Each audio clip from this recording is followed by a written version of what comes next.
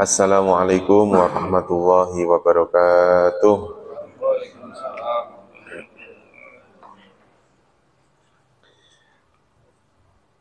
Mari kita mulai pertemuan kita di pagi hari ini dengan berdoa bersama-sama. Bismillahirrahmanirrahim. Radina billahi rabba wa bil islami dina wa bi Muhammadin nabiyya wa rasula. Rabbana zidna ilman nafi'a warzuqna fahman wasi'a. Allahumma rzuqna fahman nabiyyin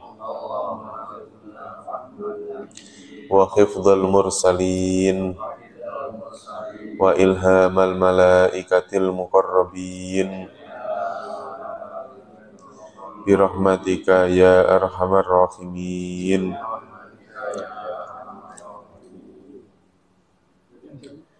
Innal hamdalillah nahmaduhu wa nasta'inuhu wa nastaghfiruhu wa na'udzu billahi min shururi anfusina wa min sayyiati a'malina. May yahdihillahu fala mudhillalah wa may yudlilhu fala hadiyalah. Allahumma shalli wa sallim wa barik ala sayyidina Muhammad wa ala alihi wa sahbihi ajmain, amma ba'd.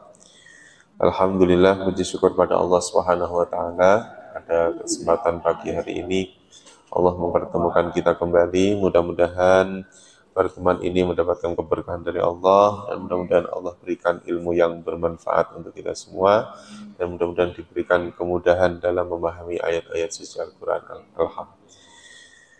Dan mudah-mudahan Allah berikan kekuatan lahir batin untuk istiqomah di jalan Allah, istiqomah dalam ketaatan kepada Allah Subhanahu wa taala. Kita sampai ayat keberapa, Pak?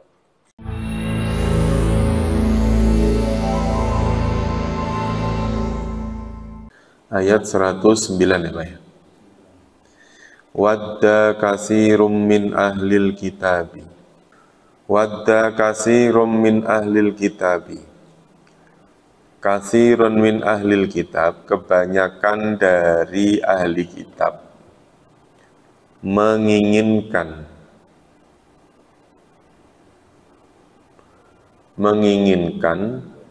lau yaruddunakum, jikalau yarudduna, mereka mengembalikan atau mereka kembali, mereka mengembalikan kum kalian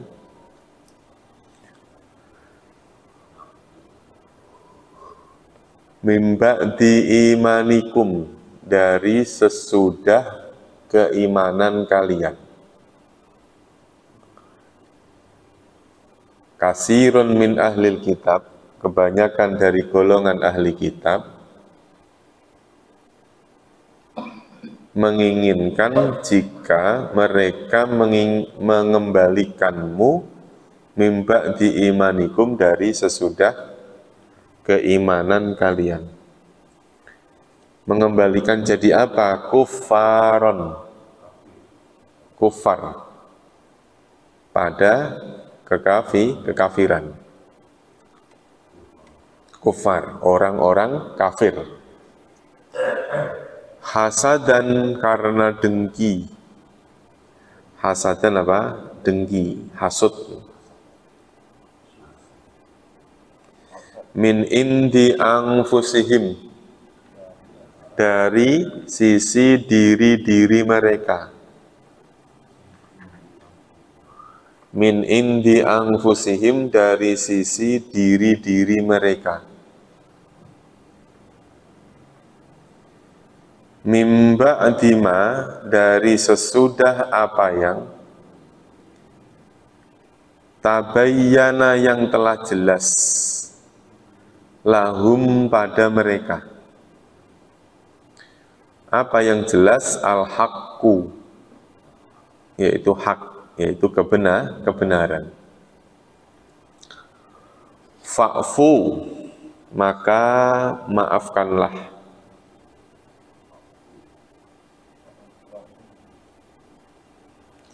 Wasfahu, dan lapangkanlah.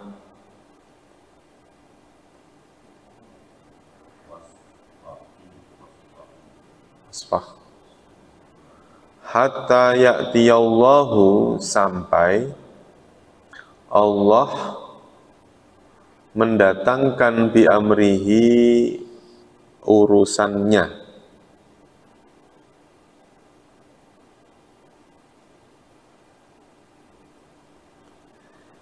Sampai Allah mendatangkan bi amrihi, urusannya. Innallaha, sesungguhnya Allah, ala kulli syai'in qadir, ala kulli syai'in, atas segala sesuatu, qadirun, maha berkuasa.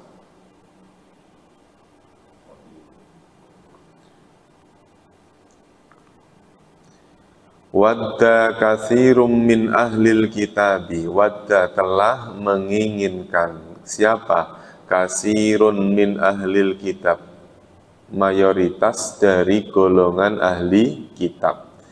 Lau yaruddunakum, jikalau mereka mengembalikan kum, kalian, mimba diimanikum, dari sesudah keimanan kalian, kufaron, menjadi orang-orang kafir, hasadan, karena kedengkian, min inti anfusihim, dari sisi diri-diri mereka, mimba dima, dari sesudah apa-apa, tabayyana, yang telah jelas, lahumul haq, kebenaran bagi mereka. Fa'fu, maka maafkanlah, wasfahu, dan lapangkanlah, hatta ya'tiyallahu bi amrihi, sampai Allah mendatangkan urusannya. Innallaha, sesungguhnya Allah, ala kulli syai'in, atas segala sesuatu, qadirun, maha berkuasa. Qadirun, maha berkuasa. Baik Pak, bareng-bareng langsung ya, ngikutin saya. Wadda katsirum min ahlil kitab, langsung terjemahnya. Kebanyakan dari golongan ahli kitab menginginkan, lau yaruddunakum, jikalau mereka mengembalikan kalian, mimba diimanikum, dari sesudah keimanan kalian, kufaron, menjadi orang-orang kafir, hasadan, karena kedengkian, min indi anfusihim, dari sisi diri-diri mereka, mimba dima, dari sesudah apa yang, tabayyana, telah jelas, lahumul haq, lahum, bagi mereka, al-haqqu, kebenaran. Fa'fu, maka maafkanlah, wasfahu, dan lapangkanlah, hatta ya'tiyallahu bi amrih, sampai Allah mendatangkan akan urusannya. Innallaha, sesungguhnya Allah, ala kulli syai'in, atas segala sesuatu, qadirun, maha berkuasa. Wa aqimus sholata, dan dirikanlah sholat. Wa atuz zakata, dan tunaikanlah zakat. Dirikanlah sholat dan tunaikanlah zakat.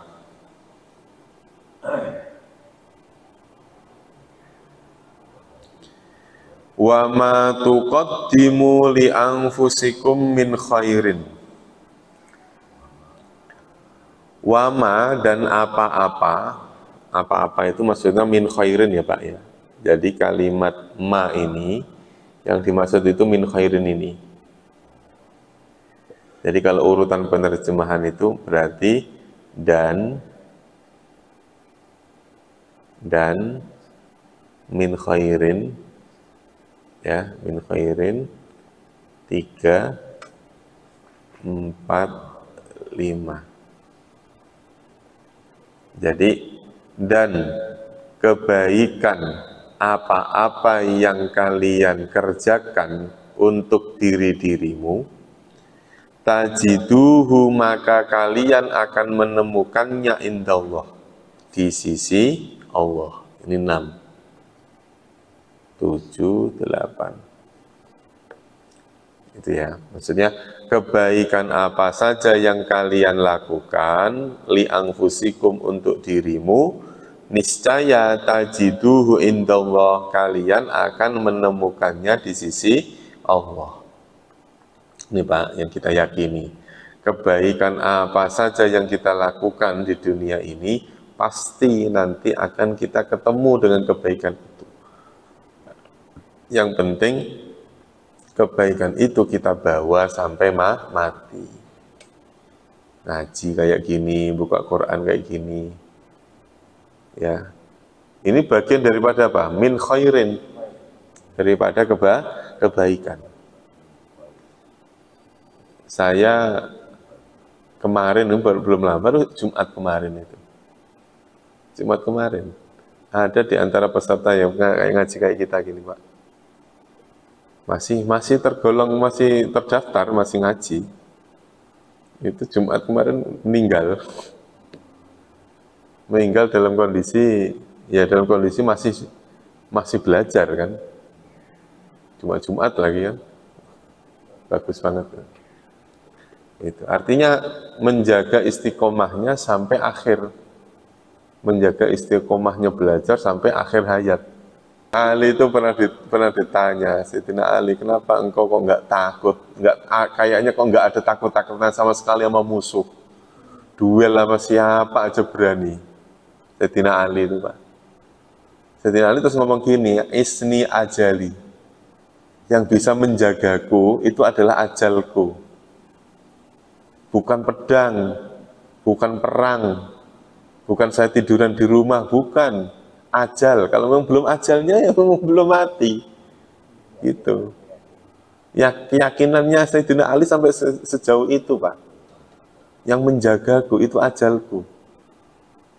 Kalau dia dikasih tahu misalnya matimu nanti itu dibunuh, maka dia punya keyakinan mau perang kayak apa dia nggak bakalan mati, matinya itu nggak dalam peperangan, gitu. Kalau orang udah dekat dengan Allah sudah mendapatkan sir seperti itu. Gitu. Ya. Jadi yang menjaga kita itu ajal kita.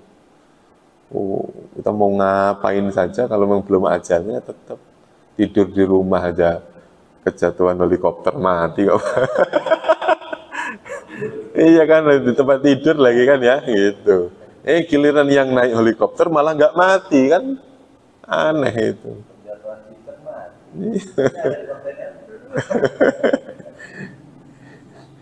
Innallaha bima ta'maluna basir. Sesungguhnya Allah, ini urutannya juga begini. Sesungguhnya Allah basirun, maha melihat, bima ta'malun. Dirikanlah sholat dan bayarlah zakat. Dan kebaikan apa saja yang kalian dahulukan, kalian kerjakan, li anfusikum karena dirimu, tajiduhu niscaya kalian akan menemukannya indallahi di sisi Allah. Itu kan faman ya'mal misqala dzarratin khairan yarah. Ya, perbuatan baik yang kalian lakukan sekecil apapun niscaya Allah akan lihat. Innallaha bima ta'maluna basir. Sesungguhnya Allah basir apa? Maha melihat bima ta'malun, terhadap apa yang kalian kerjakan. Wa qalu, dan mereka berkata, la yadkhulal jannata, tidak akan yadkhula, masuk, al jannata, ke surga. Mereka mengatakan tidak akan masuk surga illa, kecuali mangkana hudan au nasara, kecuali orang yang hudan, orang Yahudi, au Nasoro atau Nasrani. Kata mereka, orang Bani Israel mengatakan yang bisa masuk surga hanya siapa? Orang Yahudi dan orang Nasrani. Berarti kalau nggak Yahudi, nggak masuk, kata siapa? Ya kata mereka. Kalau petunjuk, hu-nya pendek, huda. Bukan, kalau petunjuk tulisannya begini. Ya, ha, dal, sama ha, ha. Huda. Kalau hudan, Yahudi.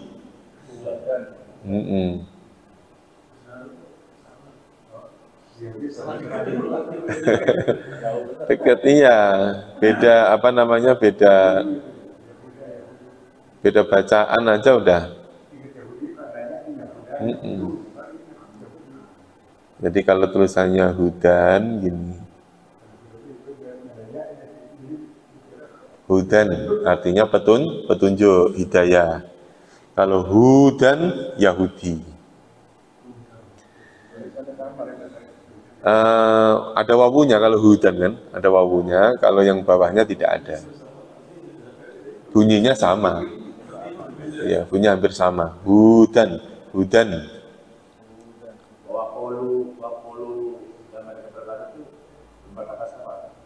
Kenapa? Kenapa Pak? Oh iya, mereka siapa? Mereka Bani Israel. Bani Israel berkata, la yadkhulal jannata, tidak akan masuk surga illa kecuali mangkana hudan au nasoro, kecuali orang Yahudi au nasoro atau orang Nasrani, atau orang Nasrani. Tilka amaniyuhum, tilka itulah amaniyuhum, angan-angan mereka. Itulah angan-angan mereka. Yang angan-angan mereka yang mana Pak?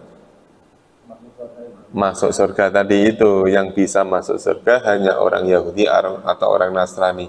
Itulah angan-angan mereka. Kul, katakanlah, hatu burhanakum. Kul, katakan hai Muhammad, hatu, tunjukkanlah, buktikanlah, burhanakum, bukti kebenaran kalian. Tunjukkanlah, ya perlihatkanlah, burhanakum, bukti kebenaran kalian. In kuntum, jika kalian shodiqina, adalah orang-orang yang benar. Saya ulangi. Waqalu, dan mereka berkata, la yadkhulal jannata, tidak akan masuk al-jannata, ke surga, illa kecuali mangkana hudan au nasoro, orang yang Yahudi au nasoro atau Nasrani. Tilka amaniyuhum, itulah angan-angan mereka. Katakanlah, hatu burhanakum, perlihatkanlah atau tunjukkanlah, burhanakum, bukti kebenaran kalian, in kuntum shodiqin, jika kalian adalah orang-orang yang benar. Ulangi ya, dari ayat 109 bareng-bareng. Wadda kasirum min ahlil kitabi, kebanyakan dari golongan ahli kitab menginginkan, lau yaruddunakum, jikalau mereka mengembalikan kum pada kalian, mimba diimanikum, dari sesudah keimanan kalian, kufaron, menjadi orang kafir, hasadan, karena kedengkian, min indi anfusihim, dari sisi diri-diri mereka, mimba dima, dari sesudah apa-apa, tabayyana, yang jelas, lahum, kepada mereka, al-haqqu, kebenaran. Fa'fu, maka maafkanlah. Wasfahu, dan lapangkanlah. Hatta ya'tiyallahu bi amrih, sampai Allah mendatangkan urusannya. Innallaha, sesungguhnya Allah ala kulli syai'in qadir, atas segala sesuatu, qadirun, maha berkuasa. Lanjut.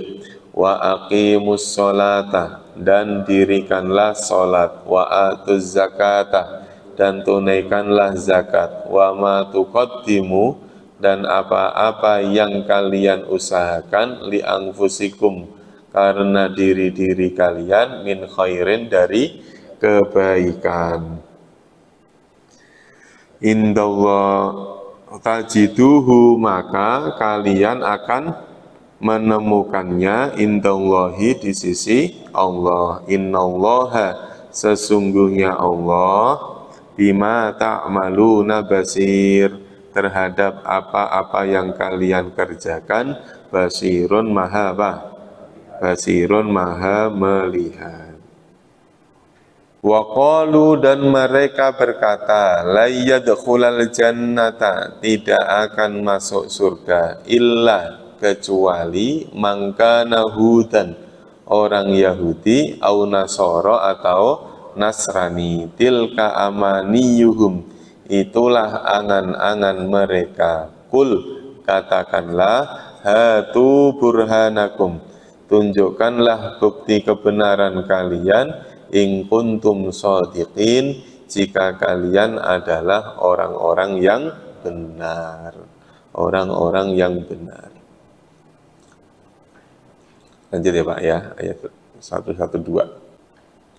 Bala, ya tetapi. Ya, kalimat bala itu bukan fungsinya untuk mengiyakan kalimat sebelumnya. Kalimat sebelumnya tentang apa Pak? Mereka berkata bahwa tidak akan masuk surga kecuali orang Yahudi atau Nasrani. Jadi seseorang masuk ke dalam surga bukan karena golongan apa, bukan karena sukunya apa, bukan karena kelompoknya siapa, bukan. Tapi karena apa? Man aslama wajhahu lillah. Man, barang siapa, aslama, yang berserah diri. Barang siapa yang berserah diri, wajhahu, wajahnya, lillahi, bagi Allah, wa huwa muhsinun, wa huwa, dan ia, muhsinun, adalah orang yang berbuat baik. Muhsin, barang siapa yang berserah diri wajahnya kepada Allah. Wajah itu bukan muka ya Pak. Memang wajah itu artinya muka, tapi yang dimaksud tidak hanya apa? Tidak hanya muka, tapi segala apa yang ada pada diri seseorang. Makanya dalam bacaan sholat itu ada kalimat inni wajjahtu wajhiyya. Ini sesungguhnya aku, wajjahtu, aku apa? Aku hadapkan, ya, wajhiyya, wajahku, lillahi, kepada Allah. Yang menghadap memang wajah, tapi ternyata di dalam sholat yang mengharuskan seseorang menghadap kiblat ternyata bukan wajah, yaitu apa? Dada. Jadi Bapak sholat menghadap ke kiblat, yang dihitung menghadap kiblat itu dadanya, bukan wajahnya. Wajah mah bisa noleh, nggak batal. Bapak sholat noleh ini, nggak batal. Karena pergerakan apa? Leher ini nggak termasuk bagian dari pergerakan yang membatalkan. Apa pergerakan di luar gerakan sholat yang tidak membatalkan? Jari, mata, sama leher. Jari atau masuk jari kaki. Ya. Kecuali kalau gerakan leher tapi bisa dipahami untuk kode-kode tertentu. Misalnya geleng-geleng, geleng-geleng batal. Maka lagi sholat ini, terus kemudian ada yang nanya, "Wah, kamu yang ngambil minuman saya ya?" Geleng-geleng, walaupun nggak ngomong, walaupun aslinya nggak batal kan, tapi karena jawab, akhirnya apa? Batal. Dibuat isyarat. Kedipan mata juga begitu, Pak. Kedipan mata. Awalnya kedipan mata itu nggak batal, kalau kedip berapa kali juga nggak batal. Tapi kalau kedipnya itu untuk kode tertentu, jadi batal.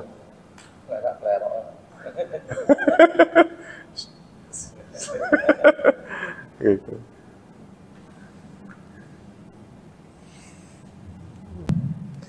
Bala man aslama wajhahu lillah. Barang siapa yang berserah wajahnya, dirinya lillahi karena Allah, wa huwa muhsinun, dan dia muhsinun adalah orang yang muhsin. Muhsin itu orang yang berbuat ihsan, Pak. Kebaikan. Kebaikannya yang dilakukan itu adalah kebaikan yang orang yang itu merasa diperhatikan atau dilihat oleh Allah. Ada kebaikan, Mbak, yang kita lakukan, tapi orang yang berbuat baik itu merasa tidak dilihat oleh Allah, bukan ihsan. Akhirnya kebaikannya nggak sungguh-sungguh. Ya, buru-buru sholatnya, misalnya sholat misalnya, buru-buru, wow, Assalamualaikum warahmatullahi wabarakatuh, merasa tidak dilihat oleh Allah, sehingga tidak ada rasa malu sedikit pun kalau berbuat salah. Tapi orang berbuat ihsan itu, ya, antak budallaha ka'annaka tarahu, berbuat ibadah tapi seakan-akan dia melihatnya, engkau melihat Allah. Fa in lam takun tarahu, jika engkau tidak melihat, fa innahu yaraka, kamu harus yakin bahwa dia melihat kita. Sehingga kita dalam berbuat soleh ini, berbuat amal baik ini, merasa dipantau terus oleh Allah. Akhirnya kebaikannya menjadi sempurna. Nah, kebaikan yang sempurna itu dinamakan ihsan. Orang yang berbuat ihsan namanya muhsin. Itu, Pak. Makanya ada orang yang namanya Hasan, ada namanya Muhsin. Ya, ada orang dikasih nama Hasan, ada orang dikasih nama Muhsin. Ada orang dikasih nama Soleh. Artinya kan hampir-hampir sama itu, Pak. Iya kan? Soleh, Hasan, Muhsin. Perempuan solehah, Siti solehah. Itu kan artinya orang yang baik kan? Hasan, orang yang baik. Muhsin, orang yang berbuat baik. Gitu. Siapa yang berserah dirinya kepada Allah dan dia adalah orang yang berbuat kebaikan, falahu ajruhu inda rabbih, maka baginya ajruhu, pahalanya, inda rabbih, di sisi Tuhannya, wala khaufun alaihim, wala khaufun, dan tidak ada rasa khauf, takut, alaihim, atas mereka, wala hum yahzanun, dan tidaklah mereka yahzanuna, bersedih hati.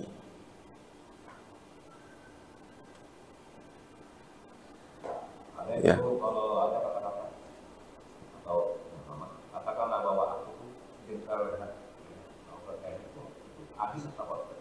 Ada hadisnya itu. Ada hadisnya itu. Jadi apa namanya? Di sini menjelaskan bahwa ketika seseorang berbuat baik, menyerahkan dirinya, perbuatan baiknya hanya ikhlas karena Allah, maka orang tersebut berhak mendapatkan ajrun, yaitu pahala. Pahala inilah yang dijanjikan oleh Allah akan diberikan kepada orang muhsin, orang yang berbuat baik, berbuat ibadah, beribadah, berbuat baik, apa saja.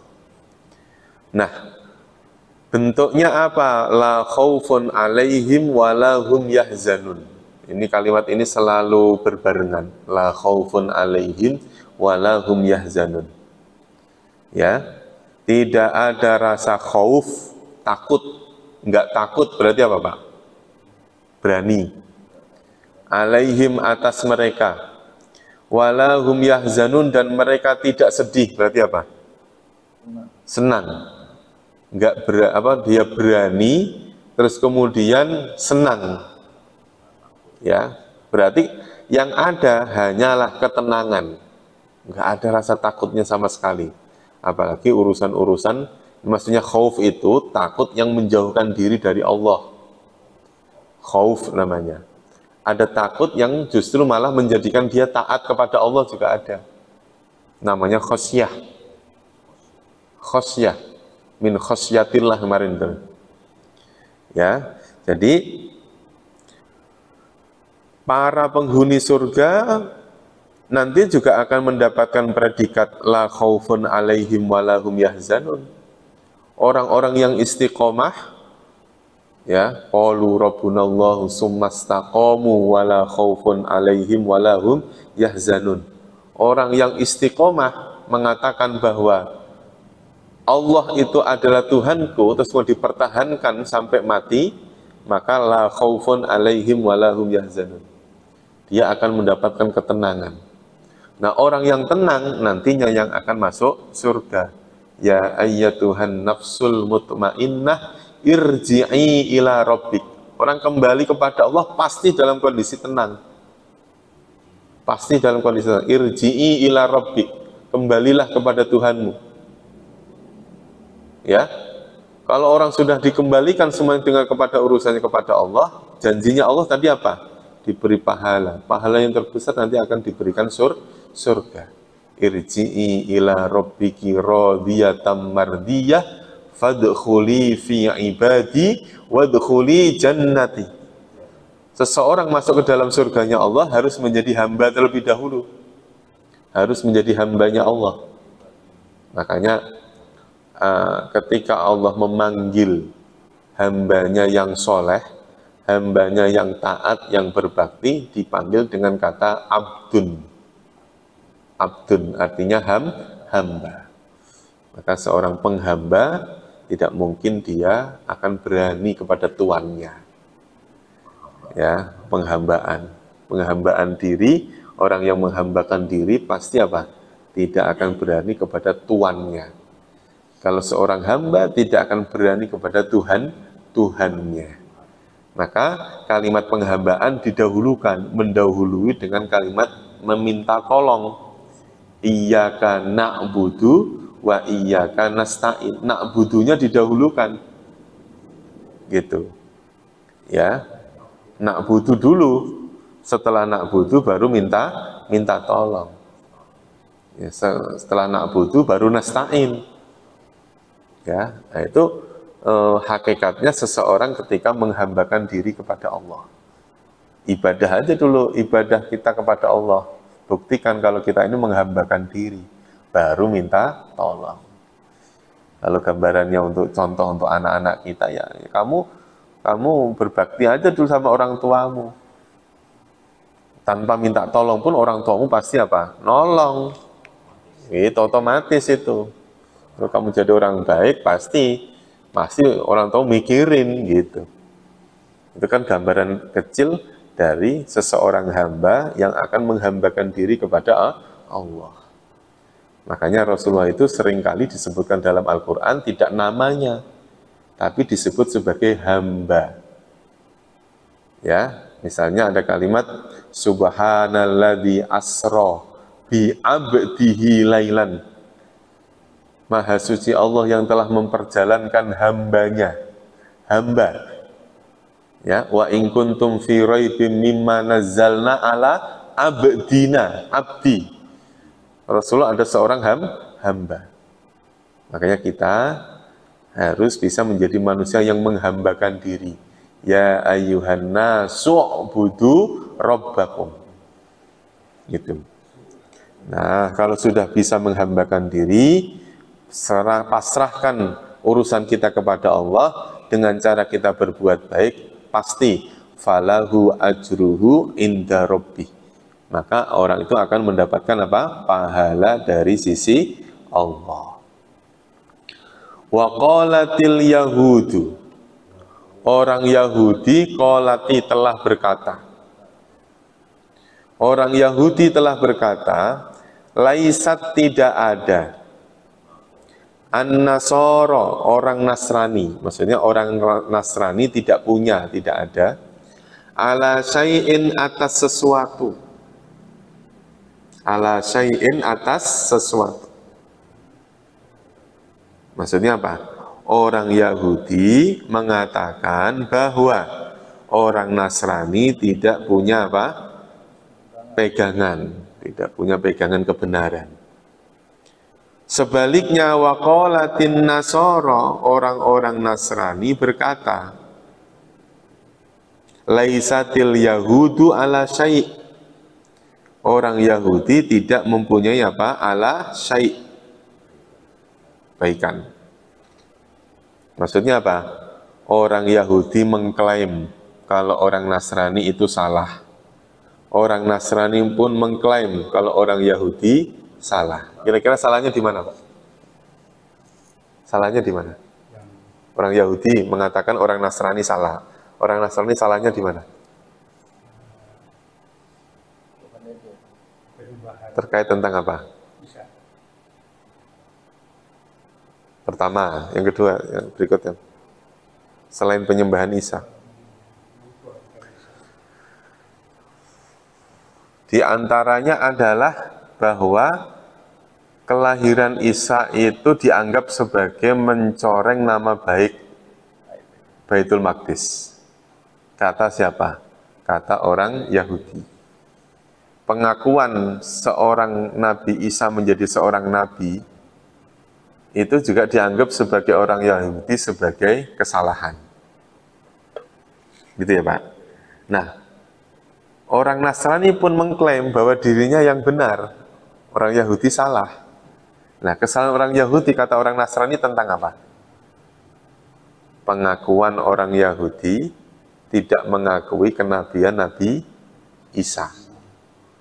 Artinya kan sebetulnya mereka itu punya apa Pak? Punya apa ya? Pemikiran yang saling menyalahkan juga. Antara siapa? Antara orang Yahudi dengan orang Nasrani. Gitu. Ya. Wahum yatlunal kitab. Wahum sedangkan mereka yatluna, mereka membacakan Alkitab. Artinya kalau bahasa sekarang mungkin dua-duanya punya dalil. Dua-duanya punya kitab. Gitu, dua-duanya punya kitab. Tapi ternyata di antara mereka nanti ada yuharrifun, mereka yang berani mengubah isi daripada Alkitab itu sendiri. Ya. Kadzalika seperti itulah qala telah berkata alladzina la ya'lamun, orang-orang yang tidak mengetahui misla qaulihim, seperti ucapan mereka. Orang-orang Yahudi Nasrani yang tidak tahu, artinya ilmunya tidak mumpuni, mereka ikut-ikutan mengklaim yang tadi. Ya, orang Yahudi itu salah karena nggak mau mengakui Nabi Isa. Kata orang Nasrani, orang Yahudi, orang Nasrani itu salah. Karena apa? Mengangkat Nabi kok dari anak hasil apa? Hasil perzinahan, kata mereka begitu. Gitu. Ya. Oh, Nabi kok nggak punya bapak. Nah, akhirnya antar keduanya sebetulnya saling mengklaim benar. Yang lain salah. Maka fawahu, maka Allah yahkumu, dia menghukumi bainahum, di antara mereka yaumal qiyamati, nanti pada hari kiamat. Nanti Allah lah yang akan memutuskan hukuman bagi mereka pada hari kiamat. Fima kanu fihi yakhtalifun, terhadap apa-apa yang mereka perselisihkan. Gitu. Ya, sekarang makanya di dunia ini ya perselisihan di antara orang Yahudi Nasrani ini ya sampai akhir. Tapi nanti orang Yahudi Nasrani yang sekarang suatu saat mereka akan bersatu untuk menyerang siapa? Menyerang Islam. Padahal aslinya mereka sendiri aslinya gontok-gontokan sendiri. Iya, sebelum ada Nabi Muhammad mereka sebetulnya sudah saling gontok-gontokan.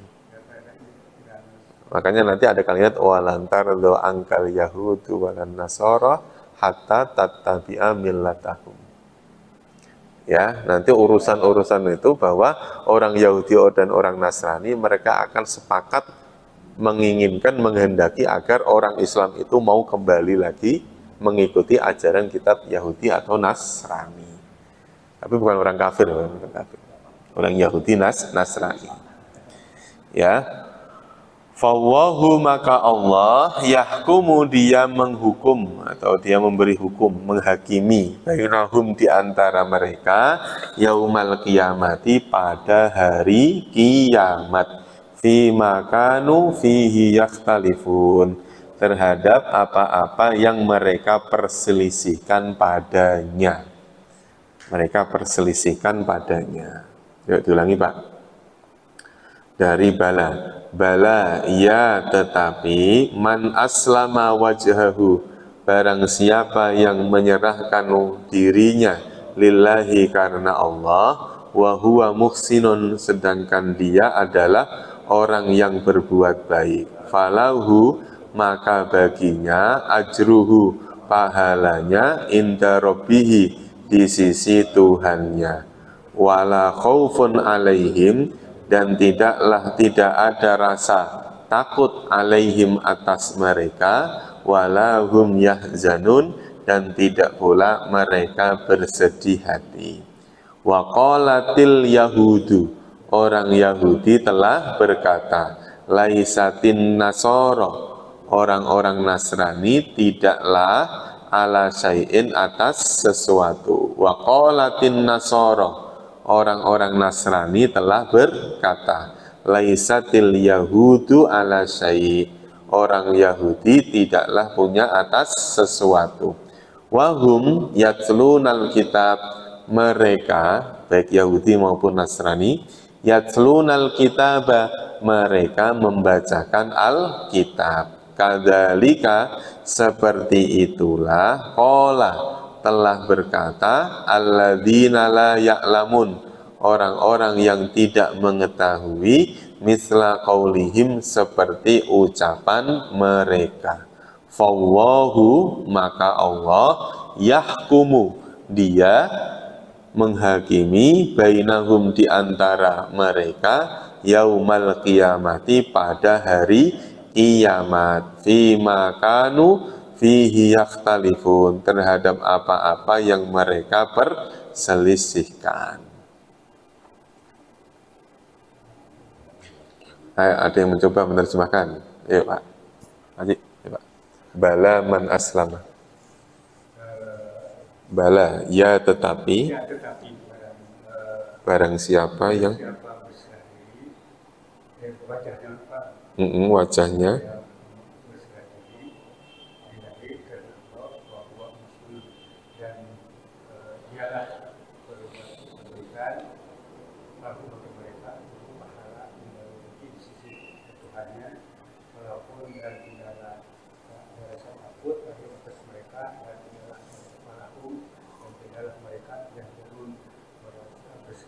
mereka tidak bersedih hati. Lanjut Pak. Wa qalatil yahudu orang tidak ada pegangan terhadap orang Nasara atas sesuatu.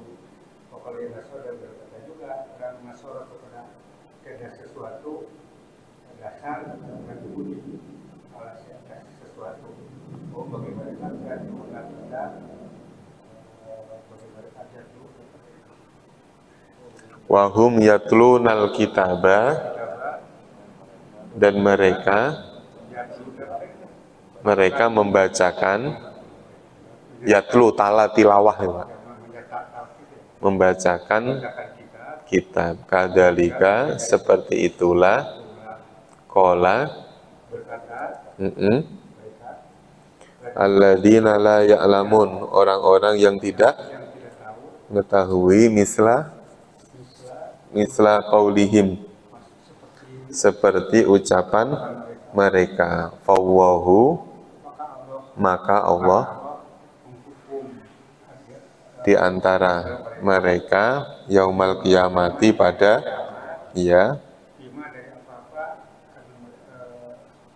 fihi, padanya, yakhtalifuna, mereka berselisih, ikhtilaf, berselisih. Ya, berselisih. Lanjut ya. Waman adzlamu, waman, dan siapakah? Adzlamu, yang lebih dolim. Adakah yang lebih dolim? Mimman mana'a, daripada man, orang yang mana'a, mencegah. Mani'a, mencegah. Masajidallahi, masjid-masjidnya Allah. Adakah orang yang lebih dolim dibandingkan orang yang mencegah orang lain datang ke masjidnya Allah? Karena di masjidnya itu ayyudkaro fi hasmuhu, yang yudkaro, ayyudkaro, disebut, dzikir ya, disebut, fiha, di dalamnya, apa yang disebut, ismuhu, namanya. Ini mengandung makna gini Pak, menyebut nama Allah itu boleh Pak. Bapak zikir Allah, Allah, Allah, Allah, itu boleh. Jangan sampai punya terpengaruh. Ada sementara ulama atau da'i ya, mengatakan bahwa zikir Allah itu nggak boleh. Yang boleh itu disambung dengan kalimat, misalnya Masya Allah, Subhanallah, La ilaha illallah. Padahal Allah ini Tuhan kita. Nyebut Tuhannya saja nggak boleh. Harusnya menyebut nama Tuhan itu tidak ada beban sedikit pun bagi kita. Ya, sama halnya ketika saya menyebut, ini namanya pulpen. Ini pulpen. Saya nggak punya keberatan sama sekali kalau saya mengatakan ini pulpen. Ya Pak ya, maksudnya dalam kita berzikir kepada Allah, menyebut nama Allah saja sudah kebaikan. Ya Pak ya, apalagi digandeng dengan sifat-sifatnya Allah. Ya la haula wa la quwata illa billah, subhanallah, alhamdulillah, Allahu akbar. Makin lengkap kan ya Pak ya? Bahkan kalau Bapak perhatikan orang-orang suf, orang-orang yang zikirnya kenceng-kenceng itu, bahkan nyebut nama Allahnya sampai yang kedengaran hanya hu-nya saja. Allahu, Allah, awalnya pelan. Allahu, Allahu, Allahu. Makin lama makin kenceng Pak. Sehingga yang terdengar apa? Hu. Allah, Allah, Allah. Makanya kalau orang belajar thariqah, menyebut nama Allah aja ada caranya. Ada dzikir latif. Oh, ditarik dulu saya, Allah, Allah, Allah, ditarik. Supaya apa? Supaya lafal Allah itu menyatu dalam diri, dalam jiwa seseorang. Nah, menyebut nama Allah, hatinya harus bergetar, hatinya harus terenyuh, gitu Pak. Nah, kalau kita belum bergetar, belum terenyuh, berarti lisan kita belum terbiasa. Makanya menyebut nama Allah, itulah pentingnya nama. Makanya kalimat yang pertama diajarkan oleh malaikat Jibril kepada Nabi Muhammad adalah penyebutan nama. Iqra bismi rabbika. Bacalah atas nama Tuhanmu. Atas nama dulu, nama loh Pak. Pentingnya sebuah nama. Jangan ngomong apalah artinya sebuah nama, jangan. Justru nama itu penting. Maka nama Allah tidak diambilkan dari bahasa manapun. Nama Allah adalah susunan dari beberapa huruf. Hamzah atau alif, lam, sama alif, sama ha. Ada yang mengatakan alif, lam, ha. Itu alif lamnya, makanya tidak bisa dikatakan alif lam samsiyah atau al-qamariyah. Dia mempunyai sifat tersendiri. Kenapa? Ketika alnya dihilangkan, tidak menjadi satu makna. Itu. Makanya lafal Allah, dia tidak dibarengi dengan sifat-sifat yang 99 yang Asmaul Husna itu. Ya, Asmaul Husnanya 99, Allahnya 1, berarti 100 pas sudah. Tetapi lafal Allah, kalau dikatakan maknanya apa sih lafal Allah? Maknanya ya 99 Asmaul Husna itu. Karena tidak diambilkan dari bahasa manapun. Daripada orang yang mencegah masjid-masjidnya Allah. Siapa sih yang paling dolim? Itu orang yang mencegah orang datang ke masjid. Saat itu ya orang Quraisy, Pak. Orang-orang kafir Quraisy yang menghalang-halangi Rasulullah berangkat ibadah haji. Mau dari Madinah, udah nggak boleh masuk Mekah. Nggak boleh masuk Mekah. Wasa'a fi kharabiha, dan dia berusaha dalam perobohannya. Maksudnya bukan merobohkan gedung, bukan, tapi terkadang dimaknai merobohkan semangat. Merobohkan semangat. Wasa'a, dan dia berusaha fi kharabiha, dalam perobohannya. Ulaika, mereka itu, maka nalahum, tidaklah ada lahum bagi mereka ayyadkhuluha, apabila mereka memasukinya, illa khaifin, kecuali orang-orang yang takut. Kecuali orang-orang yang takut. Lahum, bagi mereka, fid dunya, di dunia, khizyun, mendapatkan apa? Kehinaan. Walahum fil akhirati adzabun azim, dan bagi mereka di akhirat mendapatkan azab yang besar. Bagi siapa? Pertama, orang-orang yang menghalangi orang datang ke masjid untuk melaksanakan ibadah haji, ya Pak ya, sama orang yang berusaha merobohkan orang-orang yang semangat datang ke masjid. Makanya kalau ayat ini dikhususkan tentang Masjidil Haram, masjid itu namanya Masjidil Haram, tentunya ayat ini nanti bisa dikiaskan tentang masjid-masjid selain Masjidil Haram. Jangan sampai menjadikan masjid ini asing. Orang mau masuk ke masjid aja bingung. Orang mau masuk ke masjid takut, jangan. Jadikan masjid tempat yang paling nyaman. Lagi diomelin istri di rumah, larinya ke masjid, Pak. Khusyuk banget, Pak. Wudu, sholat duha, diam aja sambil tadarus. Sampai-sampai, aduh Bapak rajin sekali, pagi-pagi sudah tadarus di masjid. Dalam hatinya, rajin apanya? Ngumpet ke sini. Ngumpet. Lahum. Ya. Bayar gitu kan. Terus harus itu menghalangi enggak? Ya sekarang ada apa?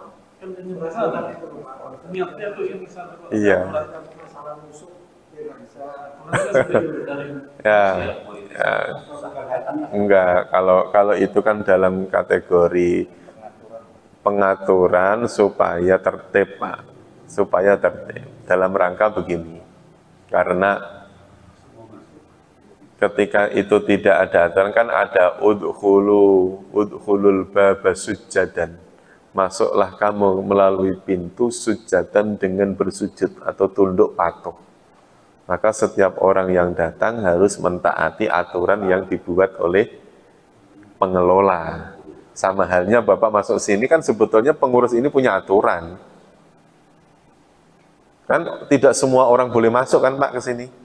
Siapa yang nggak boleh masuk? Misalnya orang yang bajunya kotor, kamu jangan masuk. Misalnya.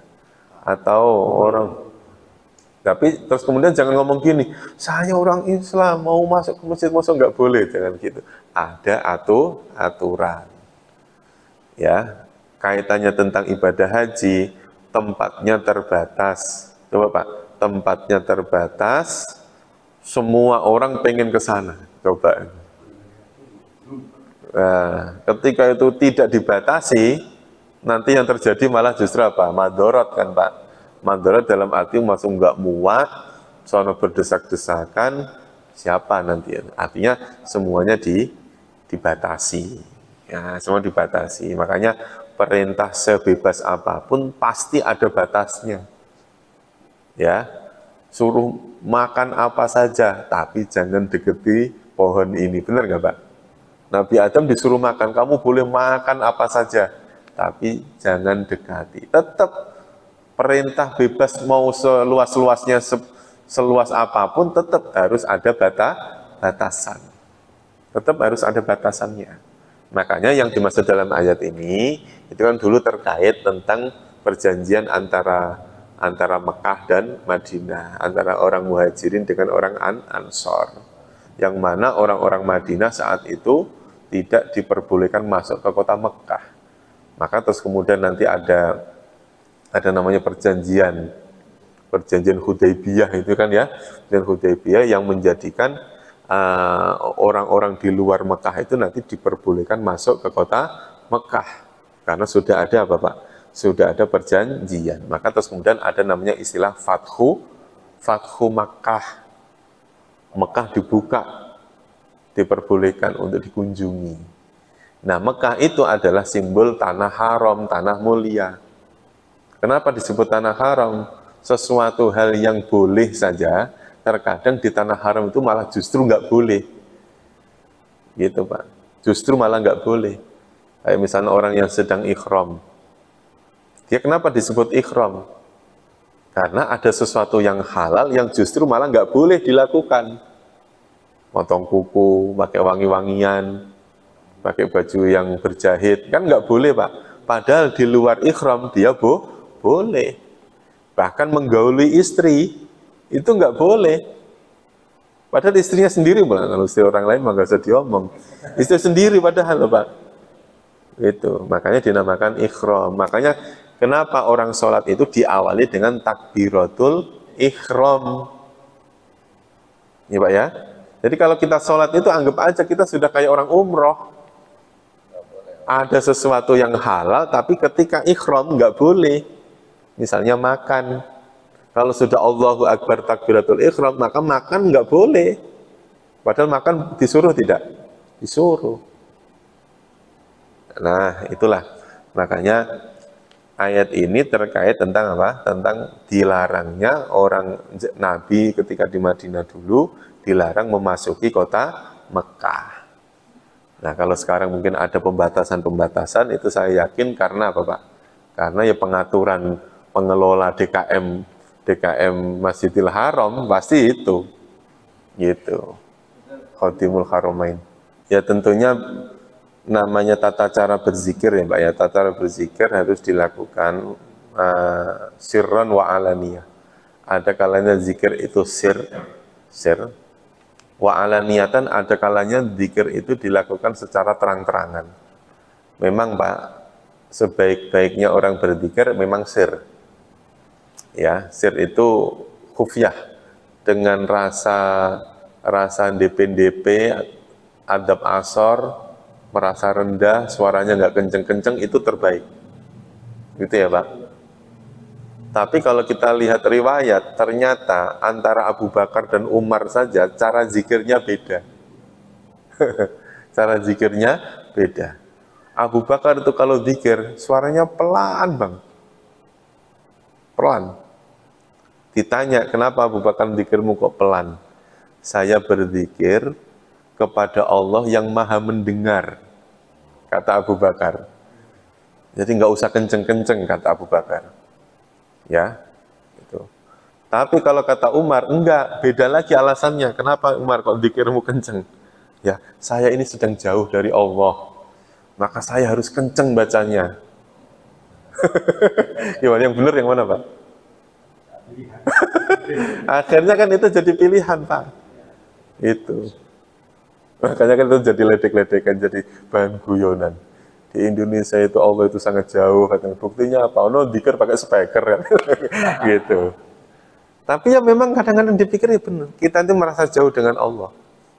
Makanya kadang-kadang kenapa orang zikir habis sholat itu ada yang kenceng, ada yang pelan. Kalau yang kenceng, zikirnya kenceng, pasti alasannya litarbiyah. Alasannya untuk ngajarin. Untuk ngajarin jamaah supaya ikut. Pasti begitu. Di pesantren itu nggak ada yang zikirnya pelan, itu nggak ada. Pasti kenceng semua. Kenapa? Dengan kenceng itu dia langsung apal, Pak. Langsung dengan sendirinya apal. Nah, kalau yang sambil kayak joget-joget dan lain sebagainya, ya tentunya kalau untuk konsumsi pribadi atau mungkin dia di dalam kamar itu urusannya lah. Tapi kalau sudah, itu ada kaitannya tentang zikir namanya Ar-Rumi, Jalaluddin Ar-Rumi, ya, orang Sufi. Jalaluddin Ar-Rumi itu wali ya, orang dekat dengan Allah. Ya, suatu ketika dia memang ngajarin ke murid-muridnya untuk ingat zikir kepada Allah. Awalnya nggak sampai nari-nari gitu, Pak, Jalaluddin Ar-Rumi itu. Nah, pengikutnya saking senangnya kepada Jalaluddin Ar-Rumi itu, akhirnya Jalaluddin ini dapat kabar, sebentar lagi dia akan mati, gambarnya gitu. Namanya anu ya Pak, sebentar lagi akan mati. Nah, dengar kabar begitu,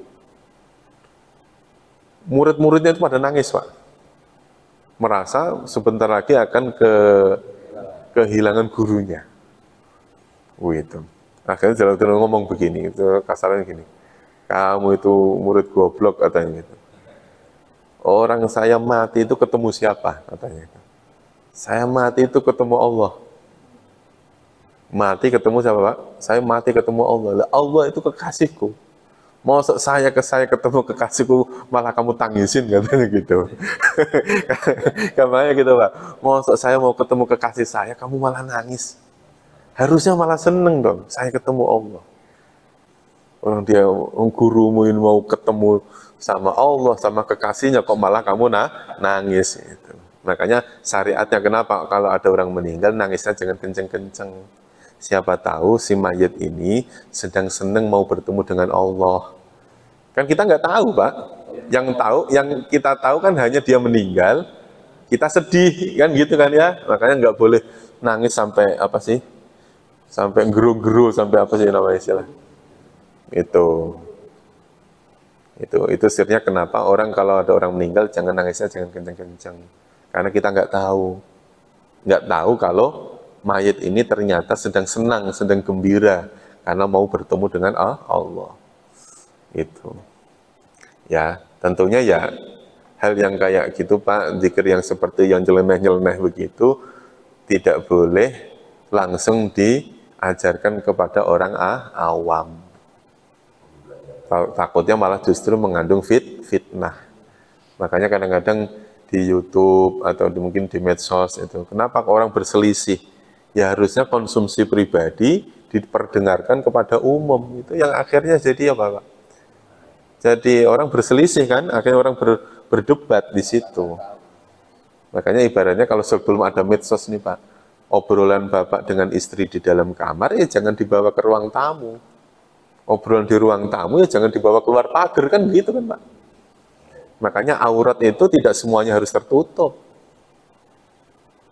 Kalau di dalam kamar istri kita auratnya apa? Bukan semuanya kan Pak. Iya kan ya? Kan beda kan ya? Aurat di dalam kamar, di ruang tamu sama di luar pagar kan wanita itu beda auratnya. Di dalam kamar yang ada suaminya doang. Berarti apa? Nggak wajib kerudung kan Pak? Nggak wajib kerudung, nggak wajib jilbaban kan? Karena apa? Yang ada hanya suaminya. Tapi begitu keluar pagar, udah berbeda. Nah, maksudnya dari sisi kayak disamakan dengan kondisi aurat saja sudah berbeda. Apalagi lisan, ucapan. Makanya kalau saya ngaji di rekam ini, kenapa saya kadang-kadang pesannya tolong dikat. Karena takutnya justru malah menimbulkan apa Pak? Menimbulkan salah, nggak srek aja, nggak srek gitu. Beda persepsi. Kadang-kadang apa yang kita obrolan ini terkadang nggak cocok kalau diperdengarkan di luar gitu. Dan kondisinya beda. Ya. Ya, pokoknya yang lempeng-lempeng aja. Kita mah yang lempeng-lempeng aja gitu. Kadang-kadang kalau habis sholat, kalau masjid zikirnya kenceng ya saya kenceng. Kalau masjidnya zikirnya pelan ya pelan. Masjidnya nggak mau zikir juga ayo. Artinya zikir tidak harus melalui lisan ya Pak ya. Zikir tidak melalui lisan. Kita berdiam diri niat untuk tidak ngomong kotor aja sudah zikir namanya. Ya, gitu ya. Wallahu a'lam bishawab. Maaf sampai ayat 114. Insyaallah nanti kita lanjutkan di lain waktu ya Pak ya. 115 insyaallah. Cukup ya. Wallahu a'lam bishawab wa ilal ma'ab. Insyaallah nanti kita lanjutkan di lain waktu. Mudah-mudahan Allah pertemukan kita lagi di lain waktu dengan kondisi sehat wal afiat. Terima kasih. Kita tutup dengan doa kafaratul majlis. Subhanakallahumma wa bihamdika asyhadu an la ilaha illa anta astaghfiruka wa atubu ilaih. Terima kasih. Wassalamualaikum warahmatullahi wabarakatuh. Bismillahirrahmanirrahim. Dengan nama Allah yang Maha Pengasih, Maha Penyayang. Wadda katsirun min ahlil kitab law yaruddunakum min ba'di imanikum kuffaran hasadan min 'indi anfusihim min ba'di ma tabayyana lahumul haqq fa'fu wasfahu hatta ya'ti Allahu bi amrih inna Allaha ala kulli syai'in qadir. Banyak di antara ahli kitab menginginkan sekiranya mereka dapat mengembalikan kamu setelah kamu beriman menjadi kafir kembali karena rasa dengki dalam diri mereka setelah kebenaran jelas bagi mereka. Maka maafkanlah dan berlapang dadalah sampai Allah memberikan perintahnya. Sungguh, Allah Maha Kuasa atas segala sesuatu. Wa aqimus salata wa atuz zakah wa ma tuqaddimu li anfusikum min khairin tajiduhu 'indallah. Innallaha bima ta'maluna basir. Dan laksanakanlah solat dan tunaikanlah zakat. Dan segala kebaikan yang kamu kerjakan untuk dirimu, kamu akan mendapatkannya pahala di sisi Allah. Sungguh, Allah Maha melihat apa yang kamu kerjakan. وَقَالُوا لَنْ يَدْخُلَ الْجَنَّةَ إِلَّا مَنْ كَانَ هُودًا أَوْ نَصَارَى تِلْكَ أَمَانِيُّهُمْ قُلْ هَاتُوا بُرْهَانَكُمْ إِنْ كُنْتُمْ صَادِقِينَ. Dan mereka, Yahudi dan Nasrani, berkata, tidak akan masuk surga kecuali orang Yahudi atau Nasrani. Itu hanya angan-angan mereka. Katakanlah, tunjukkan bukti kebenaranmu jika kamu orang yang benar. Bala من أسلم وجهه لله وهو محسن فله أجره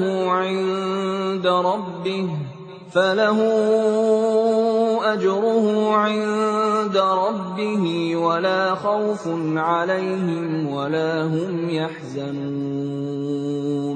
Tidak, barang siapa menyerahkan diri sepenuhnya kepada Allah dan dia berbuat baik, dia mendapat pahala di sisi Tuhannya dan tidak ada rasa takut pada mereka, dan mereka tidak bersedih hati. وقالت اليهود ليست النصارى على شيء وقالت النصارى ليست اليهود على شيء وهم يتلون الكتاب كذلك قال الذين لا يعلمون مثل قولهم فالله يحكم بينهم يوم القيامة فيما كانوا فيه يختلفون. Dan orang Yahudi berkata, orang Nasrani itu tidak memiliki sesuatu pegangan, dan orang-orang Nasrani juga berkata, orang-orang Yahudi tidak memiliki sesuatu pegangan, padahal mereka membaca kitab. Demikian pula orang-orang yang tidak berilmu berkata seperti ucapan mereka itu. Maka Allah akan mengadili mereka pada hari kiamat tentang apa yang mereka perselisihkan. وَمَنْ أَظْلَمُ مِمَّنْ مَنَعَ مَسَاجِدَ اللَّهِ أَنْ يُذْكَرَ فِيهَا اسْمُهُ وَسَعَى فِي خَرَابِهَا أولئك ما كان لهم أن يدخلوها إلا خائفين لهم في الدنيا خزي ولهم في الآخرة عذاب عظيم. Dan siapakah yang lebih zalim daripada orang yang melarang di dalam masjid-masjid Allah untuk menyebut namanya dan berusaha merobohkannya? Mereka itu tidak pantas memasukinya kecuali dengan rasa takut kepada Allah. Mereka mendapat kehinaan di dunia dan di akhirat mendapat azab yang berat. Dan sungguh telah kami mudahkan Al-Quran untuk peringatan. Maka adakah orang yang mau mengambil pelajaran?